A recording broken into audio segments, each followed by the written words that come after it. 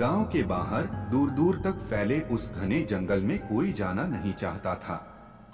लोग कहते थे कि वहां सदियों पुराना खजाना छिपा है, लेकिन जो भी उसकी तलाश में गया कभी लौटकर नहीं आया।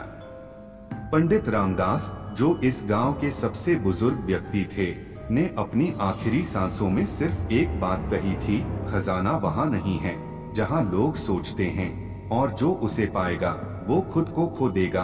उनके शब्द आज भी गांव वालों के कानों में गूंजते थे। लेकिन अर्जुन, गांव का सबसे जिज्ञासु और निडर युवक, इन कहानियों से कभी नहीं डरा।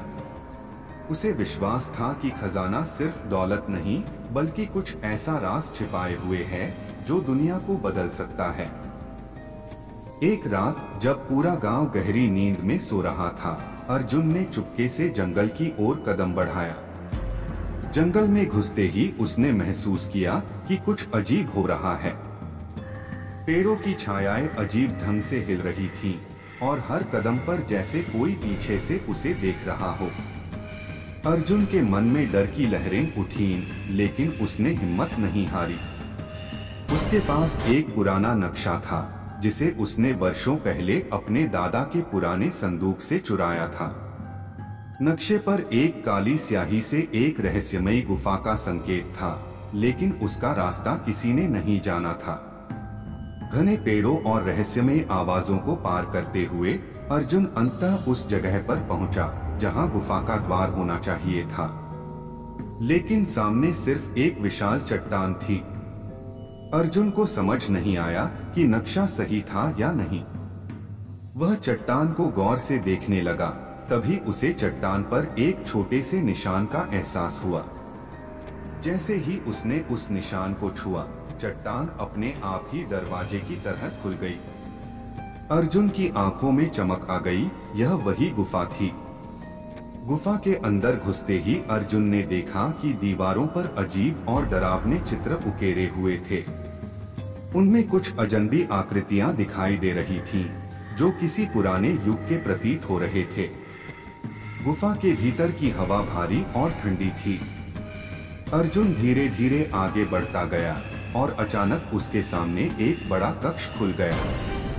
कक्ष के बीचों बीच एक सुनहरा ताबूत रखा था, जिसे देखकर अर्जुन की सांस थम गई। उसने ताबूत के पास जाकर ध्यान से देखा। ताबूत पर कुछ प्राचीन लिपि में लिखा था, लेकिन अर्जुन उसे पढ़ नहीं पाया। उसने सोचा, क्या खजाना इसके अंदर है? उसने धीरे से ताबूत का ढक्कन उठाया, लेकिन तभी गुफा की दीवारें कांपने लगीं और एक भयंकर गर्जना पूरे कक्ष में गूंज उठी। अर्जुन के चारों ओर अचानक धुंध सी फैल गई और उसे ऐसा लगा जैसे वह किसी दूसरे समय या स्थान पर जा रहा हो। अर्जुन की आंखों के सामने सब कुछ घूमने लगा। जब धुंध छंटी तो उसने देखा कि वह एक अजीब जगह पर खड़ा था। यह कोई सामान्य जंगल नहीं था, बल्कि यहाँ सब कुछ उल्टा था।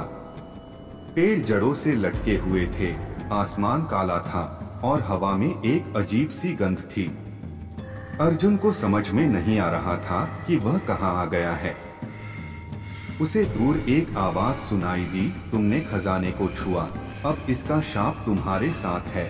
अर्जुन ने चारों ओर देखा, लेकिन वहां कोई नहीं था।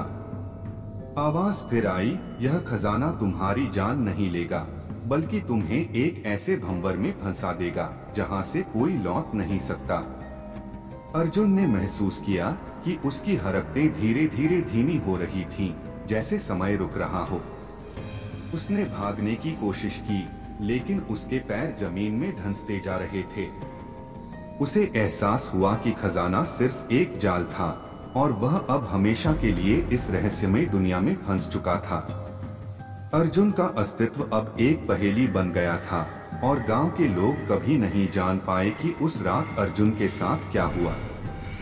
गांव में अब भी वही कहानियां चलती हैं, लेकिन अब कोई भी उस खजाने की तलाश में जाने की हिम्मत नहीं करता।